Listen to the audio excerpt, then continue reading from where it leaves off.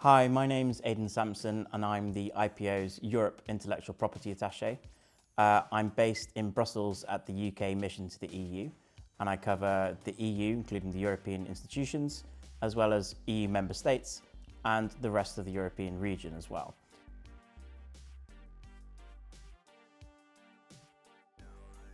So my role is a little bit different from the other IPO attachés.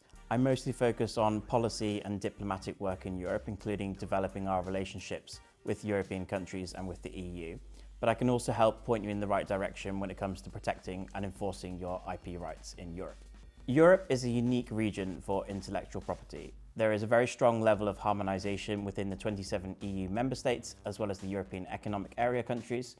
And in Europe, we also have the European Patent Office, which administers the European Patent Convention, of which there are 39 member countries.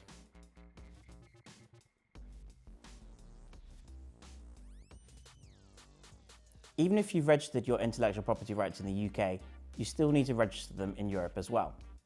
You can protect your trademarks and designs through registering in one single application at the EU Intellectual Property Office. This will give you protection across all of the EU member states. For patents, you can obtain a European patent at the European Patent Office. This European patent is actually a bundle of individual patent rights, which must be validated by the individual members of the European Patent Convention. Last year, a unitary European patent was launched, which gives a single patent right valid in currently 17 EU member states. There are also some intellectual property rights in some countries in Europe which do not necessarily exist in other parts of the world. Generally speaking, registration and enforcement of intellectual property rights is very similar in Europe and in the UK.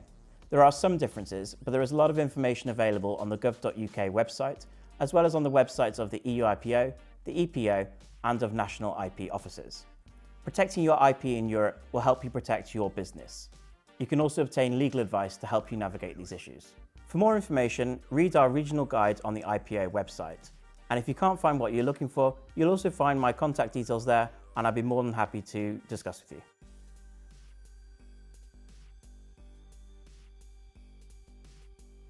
Some advice I'd have for UK businesses would be that intellectual property rights are territorial in nature.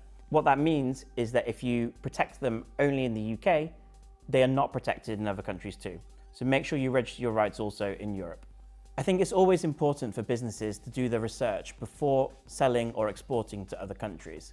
There may be differences in the IP systems from the UK, and you may wish to seek legal advice as well before doing so. Generally speaking, in most countries, there is a first file system.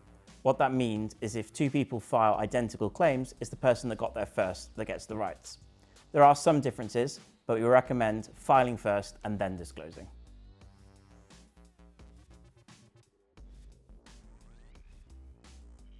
I'd recommend that businesses develop their own intellectual property strategy. You may develop new intellectual property, or there may be changes in your market, or even there could be legislative changes in countries that you're working in.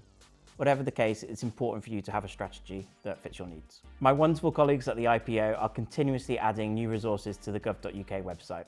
You can find their country and regional guides, tools for businesses, as well as a masterclass that can help you understand IP. You can also come directly to myself and my other attaché colleagues.